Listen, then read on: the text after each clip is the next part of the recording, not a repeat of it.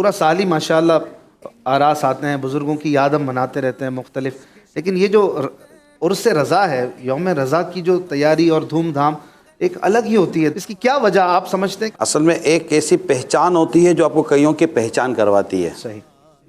اعلیٰ حضرت کی پہچان وہ پہچان ہے جس نے کئیوں کی پہچان کا جو اثر روح تھی وہ آپ تک پہنچائی ہے۔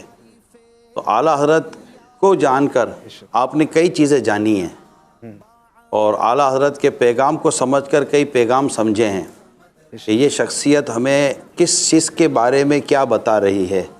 تو اعلیٰ حضرت امام اہل سنت کی جب ہم تعلیمات کو، ان کے اشعار کو، ان کے فتاویٰ کو جب دیکھتے ہیں تو خوف خدا، تقوی، پرہیزگاری اور عشق رسول، اور دوسری بات جو اعلیٰ حضرت امام اہل سنت کی سیرت کو سمجھنے میں ہمیں ملتی ہے وہ یہ ہے کہ آپ محتاط فی الدین تھے۔ آپ باتوں میں بھی محتاط تھے، کرنے میں بھی محتاط تھے، ایون کہ سننے میں بھی محتاط تھے۔ آپ لکھنے میں بھی محتاط تھے، آپ لکھوانے میں بھی محتاط تھے۔ سبحان اللہ۔ آپ کہیں جانے میں بھی محتاط تھے، کسی سے ملنے میں بھی محتاط تھے۔ احتیاط گویا کیسا رہتا آپ کے گھر کی باندھی تھی۔ کیا بات۔ آپ ہر چیز میں احتیاط کے پہلو کو سامنے رکھا کرتے تھے، کب کیا بولنا ہے، کیا لکھنا ہے، کب مطلب کہ کس کو کس طرح کا فتویٰ دینا ہے۔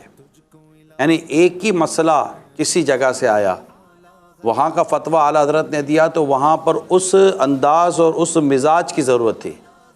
ایسا ہی مسئلہ کہیں اور سے آیا، مگر وہاں جو فتویٰ دیا اور جو وہاں کلام کیا، وہاں اس مزاج، اس انداز کی وہاں حاجت تھی۔ تو یہ اعلیٰ حضرت امام اہل سنت ہے۔ تو ان کا جب عرس آتا ہے تو پھر ظاہر ہے کہ اب جس طرح اعلیٰ حضرت کی یاد بنا رہے ہیں تو اس میں عشق رسول کی بات ہوگی، محبت رسول کی بات ہوگی، محبت صحابہ کی بات ہوتی، محبت اہل بیت کی بات ہوگی۔ یعنی ایک ایسی ذات کہ جس ذات کا ذکر کریں تو ان تمام تر مبارک ذات کا ذکر کرنا ہم پر لازم ہو جاتا ہے، جو زبان کو ایسا تر کر دیتی ہے کہ بس لطف و لطف و لطف و لطف آنا شروع ہو جاتا ہے۔ تو یہ ہے اعلیٰ حضرت امام۔ کلام بھی یہی ہے، آپ اعلیٰ حضرت کا کلام پڑھتے ہیں تو کہہ تو آپ یہی رہے ہیں کلام اعلیٰ حضرت، مگر تعریف کس کی کر رہے ہیں؟ اعلیٰ حضرت کی، رسول پاک کبھی صحابہ کی، کبھی اہل بیت کی۔ تو اعلیٰ حضرت کا جب کلام پڑھتے ہیں تو ذکر ہو رہا ہوتا اللہ اور اس کے رسول اور صحابہ اور اہل بیت کا۔